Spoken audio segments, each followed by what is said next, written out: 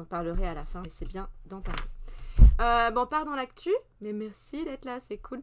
La fille qui répète toujours ça, mais je suis trop contente. Je prends mes notes, qui sont quand même des notes vite fait, parce qu'on est lundi, et que le lundi, c'est voilà, boulot, et c'est un peu l'impro, mais bref. Coucou, c'est Swanette, merci d'être là.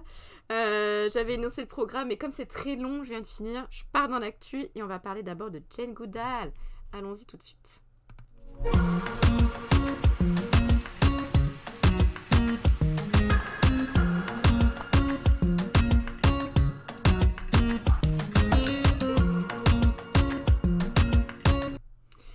Alors Jane Goodall, l'intro c'est du chaos.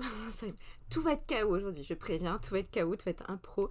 Peut-être que je vais perdre ma voix parce qu'on est sur un petit mal de gorge qui fait du bien, qui fait du mal plutôt, donc on va essayer de ménager un petit peu la voix. Oui, je vais vous parler de Jane Goodall. Alors, peut-être vous la connaissez de nom, parce que c'est une figure, là, nous dit la croix, une figure emblématique de la protection de l'environnement, et elle est connue notamment pour avoir fait des travaux scientifiques sur les chimpanzés, et c'est une des premières femmes, et quelle femme, à avoir démontré que les animaux pouvaient être intelligents, que les chimpanzés pouvaient être intelligents. Et alors qu'à l'époque, elle a 87 ans aujourd'hui. Alors qu'à l'époque, démontrer ça dans un milieu scientifique dont elle ne faisait pas du tout partie, en plus c'était une femme, voilà, c'était vraiment, il fallait le faire. Et vous allez voir que son histoire, elle est quand même assez incroyable. Je peux pas vous montrer l'article du journal La Croix en entier, parce que j'ai toujours des problèmes pour scroller mon tel. Il faut vraiment que je résolve le problème à l'occasion. Mais j'ai un petit extrait, voilà, qui va illustrer mes propos. C'est issu du magazine La Croix. Et franchement, super interview de Jane Goodall. La voici. Et quelle femme. Et j'admire comme ça des portraits de femmes comme ça. Ça m'inspire, ça m'émeut en quelque sorte. Mais bref. 87 ans, elle a Jane Goodall. Et c'est une figure emblématique de la protection de l'environnement. Elle continue encore et encore à lutter pour la protection de l'environnement. On sait que ça va pas terrible. Et surtout, j'entendais à la radio, là, en rentrant, que, en fait, voilà, le Covid, il y avait plein de choses tellement négatives, mais mine de rien, la planète, voilà, c'était un petit peu, voilà, la situation s'était quelque peu améliorée pendant le Covid, et là, ça repart de plus belle dans les choses dramatiques. Donc, la vie d'après le Covid peut être encore pire que la vie d'avant. C'est possible. Mais on va y rester optimiste, et Jane Goodall est très, très optimiste. Qu'est-ce que ça nous dit aussi dans cet article ? Ben oui, en 1960, ça date, cette passionnée d'animaux s'en allait bien loin de son Angleterre natale, crapahutée dans la jungle de Tanzanie. Mais quel parcours ! Elle a 20 ans et quelques en fait, et c'est ce qui est dit dans l'interview, elle décide d'y aller. Et personne n'y croit, il y a juste sa mère qui dit « Moi je crois en toi ma fille, vas-y, je te pousse à faire ça ». Elle est allée, toute seule en Tanzanie, pour étudier les chimpanzés farouches, nous dit la Croix. Il faut savoir qu'à la base, elle était seulement formée au secrétariat, donc rien à voir. Par contre, elle était passionnée de science, et elle a décidé de suivre son instinct. Elle est allée. C'est une femme badass par excellence. Jen en plus, mais oui, meilleure fanfare chez chimpanzé. Ben oui, c'est vrai. Finalement, ça va bien ensemble. Elle bouleversa les certitudes scientifiques, elle va nous le dire dans l'interview, de l'époque, en montrant que les chimpanzés, eux aussi, fabriquaient des outils qui étaient carrément intelligents. Coup de tonnerre dans la définition de l'humain, rien que ça, nous dit l'article de la Croix. Et maintenant, elle a fondé un institut, le Jane Goodall Institute, merci pour l'accent, et elle porte ce message dans le monde entier, voilà, le fait que tous les êtres vivants sont interdépendants. Elle a une mission qui est alertée sur la menace environnementale, qui nous concerne tous, on le sait, mais il n'y a rien qui se passe, au niveau même politique, au niveau, voilà, parce que nous on peut faire à notre petite échelle, mais il faut que ça bouge au niveau international aussi. C'est sûr qu'on peut pas, on peut pas non plus lutter avec nos petits moyens, nos petits efforts. Voilà, il faut aller au-delà. Quel accent, bac plus 5 anglais? Merci, carrément pas. Que nous dit l'interview? Alors oui, elle reste pleine d'espoir. Et son livre, c'est son dernier ouvrage qui vient de paraître, le livre de l'espoir. Voilà, on parle d'espoir. Pourquoi l'espoir reste de mise? Et en fait, elle parle de ça, et je trouve que c'est assez émouvant, parce qu'elle parle de son histoire perso. Forcément, elle est âgée de 87 ans, donc elle a connu la Seconde Guerre mondiale. Et elle a dit, voilà, longtemps la Grande-Bretagne a été seule contre l'Allemagne.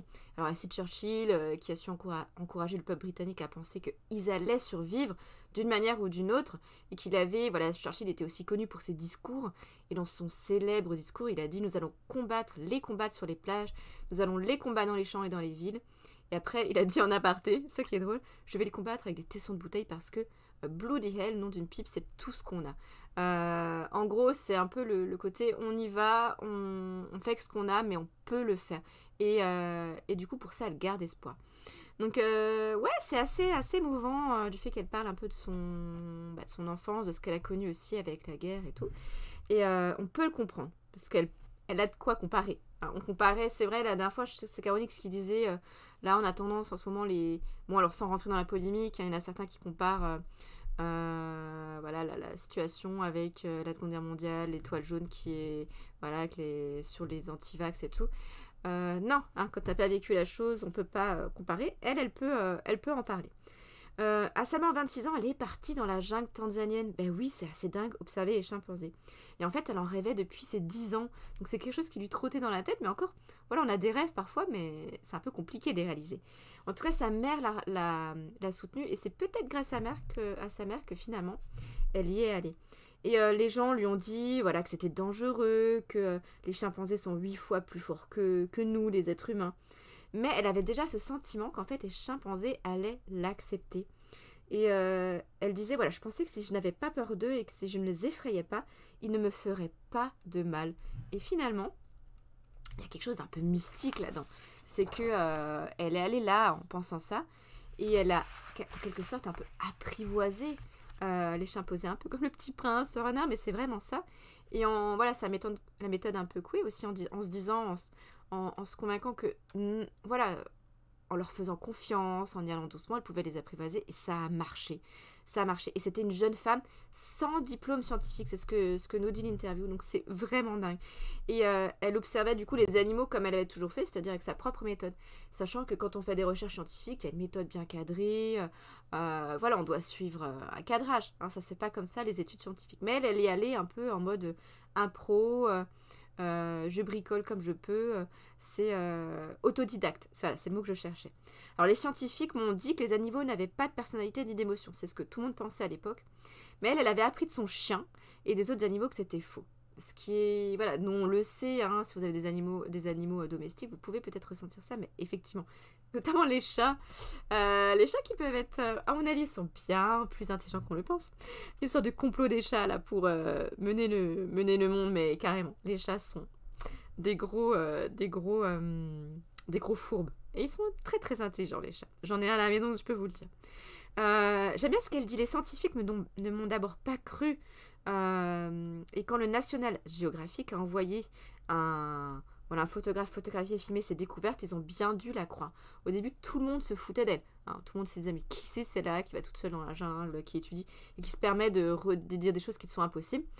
Quelqu'un est allé photographier, c'est Hugo von Lavick, et finalement, elle a eu le soutien du monde scientifique et du directeur de thèse, puisqu'après elle est allée à l'université de Cambridge où elle a appris vraiment les méthodes scientifiques, ce qu'elle ne savait pas au départ, et elle a appris plein de choses comme présenter ses résultats de manière scientifique pour ne pas être ridicule. Le complot des chats, mais le complot des chats, on est d'accord, Carodix, carrément. Les chats, c'est des vrais fous, c'est des malins. Et en plus, ils ont une sorte d'insolence aussi, les chats. Voilà. Quand je lui dis non, tu grattes pas le fauteuil et qu'il te regarde, il gratte. Hein, on dirait un peu comme les élèves, un peu, tu sais. J'ai dit non, tu fais pas de bruit d'animaux. Aujourd'hui, j'ai dit ça. Et que j'ai un élève qui m'a fait le chat.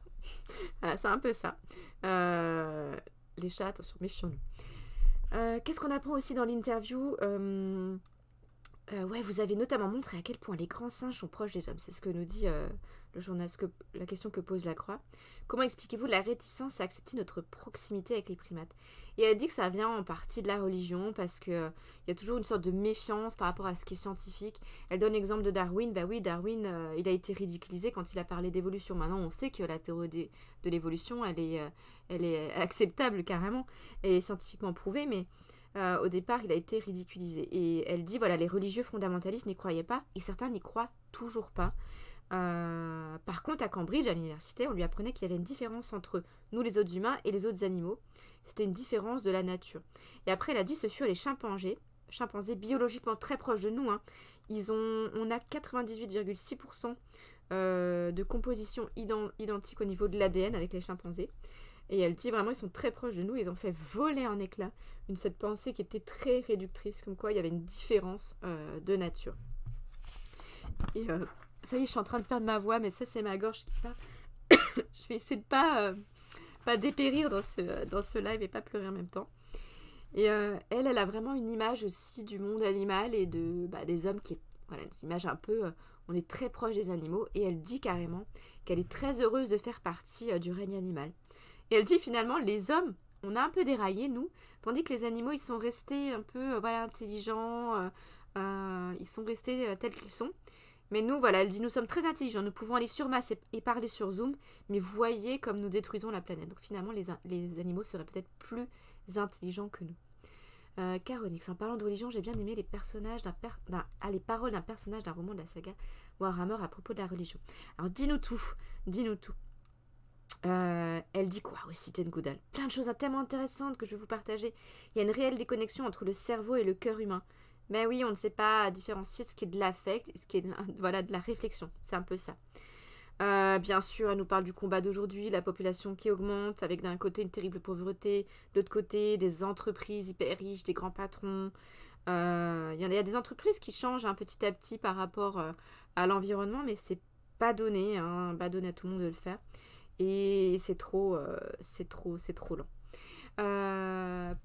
Passage émouvant de l'interview que je ne peux pas vous diffuser. Aussi, quel est le moment le plus marquant auprès des chimpanzés? Et elle raconte la fois où le premier chimpanzé l'a approché et l'a laissé l'approcher. Et en fait, elle avait dans la main une sorte de fruit que les chimpanzés adorent.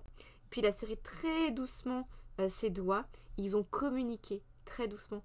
Et franchement, c'est hyper émouvant quand elle le raconte. Elle a beaucoup bossé sur la communication gestuelle avec les chimpanzés. Et croyez-le ou non, elle a bossé la langue des signes avec les chimpanzés. Et les chimpanzés sont capables de communiquer en langue des signes. Mais c'est tellement fou, quoi. C'est tellement fou. Alors, Caronix, par rapport à ce personnage. Ce que vous prétendez m'a tout l'air de sottise. Un voile pudique jeté sur votre ignorance. Ce gossa perturabo. Je n'aime pas vos dieux, ce sont les ennemis de la raison. C'est bien écrit. C'est bien écrit, on a tendance à se dire, ouais, Warhammer, licence et tout, vite fait, mais c'est vachement bien écrit, c'est vachement bien écrit. Oui, voilà, c'est ce qui est souvent critiqué, voilà, sans faire non plus critique envers la religion, mais oui, parfois on a tendance à oublier ce qui est raisonnable, tout simplement. Donc oui, Jane Goodall, elle a bossé sur la langue des signes avec les chimpanzés, et franchement, c'est juste hallucinant. Il y a plein de vidéos, vous pouvez la voir faire. Incroyable, incroyable. Et puis aujourd'hui, elle a sa fondation. Elle essaye d'expliquer comment la perte de biodiversité détruit les écosystèmes et que nous dépendons de la santé des écosystèmes pour notre survie. Et oui, on parle de survie, et pas juste de vie tranquille et plutôt agréable, de survie. Et ça fait vachement peur, notamment quand on sait qu'il y a des enfants derrière nous. Et elle dit, la clé, c'est peut-être les enfants, parce qu'ils sont déjà, de base, ils ont une sorte d'empathie, empathie, c'est pas le mot, mais ils ont une curiosité pour la nature, et ils ont un amour pour la nature de base. Et ça, ça fait trop écho à Oscar, qui a bientôt 3 ans aussi. Et elle dit, voilà, les enfants sont fascinés par la nature dès le plus jeune âge, si on leur donne l'occasion de l'observer. Je trouve que c'est super important ce qu'elle dit. Je me souviens de ce garçon de 3 ans qui regardait attentivement ramper un escargot. Et il l'a pris, il allait le poser sur une vitre, il a couru à l'intérieur pour l'observer dans dessous. Donc ils ont déjà en plus cet esprit scientifique et ils observent. Et c'est tellement ça, mais c'est tellement ça. L'histoire d'escargot, mais nous on a un escargot, il est vivant, je vous le rassure, mais qui vit sur nos escaliers et en fait Oscar tous les matins, il va voir, avant d'aller à l'école, on prend le temps d'aller dire coucou à l'escargot, de le voir, voilà, on a vu, est-ce qu'il a bougé, il n'a pas bougé, est-ce qu'il est sorti de sa coquille, enfin, franchement, c'est tout à fait ça, et une sorte d'expérience comme ça qui se fait, tout comme les fourmis, voilà, il a une passion pour les fourmis, et je trouve que, voilà, leur montrer dès le plus jeune âge ce qu'est la nature, et surtout, les conforter dans cette curiosité qu'ils ont naturellement, c'est hyper, hyper important, et c'est peut-être là la clé de l'avenir. Est-ce que je m'enflamme? Oui, je m'enflamme. Et des plus trash aussi, parfois. Et bien franchement, Caronix, ça c'est pas que ça m'étonne, mais ça me surprend, ouais, parce que c'est des livres quand même qui sont estampillés licence Warhammer, et on se dit que des fois au niveau réflexion, c'est peut-être pas forcément poussé, mais là tu me tu me montres le contraire. Donc voilà, interview passionnante. Si vous n'avez pas l'occasion de la lire en entier, je vous invite à écouter, notamment pour les plus jeunes, un podcast qui est juste génial. Alors c'est les podcasts, ils sont tous dispos sur YouTube, qui sont proposés par France Inter. C'est une série qui s'intitule Les Odyssées et c'est à chaque fois centré sur un personnage hyper important de l'histoire ou alors de quelque chose qui s'est passé, qui a marqué l'histoire, comme le Titanic par exemple. Donc la dédicace à tous les élèves qui une sorte de nouveau une sorte d'élan vers Leonardo DiCaprio au Titanic. C'est possible, il y a un podcast qui est dédié au Titanic, mais ça peut être Robinson Crusoe, même des personnages fictifs aussi, hein. La grotte de Lascaux, Aliénor d'Aquitaine, Reine Rebelle, mais quel destin. Le monstre du Loch Ness, c'est hyper vaste, et ce sont des podcasts, ça dure 15 minutes, on va dire à peu près, et c'est trop passionnant. Nelson Mandela, bien sûr, je ne les ai pas tous écoutés, mais il faut les écouter. C'est tellement passionnant et c'est bien fait. On va écouter quelques extraits de celui qui est consacré à Jane Goodall. Alors j'ai pas sélectionné des extraits comme ça, mais juste pour que vous ayez un peu l'ambiance du truc. Mais c'est à découvrir carrément. J'espère que c'est pas Même, il faut être très patient si l'on veut apprendre à connaître les animaux. J'adore l'accent d'animal. Cette femme s'appelle Jane Goodall et tu vas voir, c'est une femme plus qu'épatante.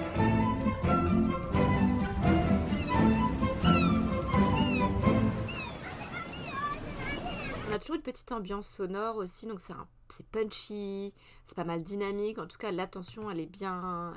Rusty, c'est le des voisins. Rusty le chien, oula, elle s'en souviendra toute sa vie. Pourquoi il parle de Rusty? Parce que oui, elle est partie de constatations qu'elle a faites avec son chien ou le chien des voisins, pour après se dire, tiens, je vais étudier les autres animaux. Et voilà, on peut passer quelques extraits. Après 3 semaines passées à bord du paquebot Château du Kenya, Jane arrive à destination. Dans le train qui la conduit à Nairobi, elle aperçoit par la fenêtre des girafes courir sur le sol jaune. Voilà, il y a un côté un peu descriptif, un peu romancé qui est sympa. Et voilà, on a plein d'anecdotes. Voilà, ça traversait, oui, parce que pour aller en Tanzanie, hein, ça c'est pas comme ça, on est les années 60, les avions, machin. Non, hein, c'est tout un périple. Et en plus, on a ce côté-là vachement...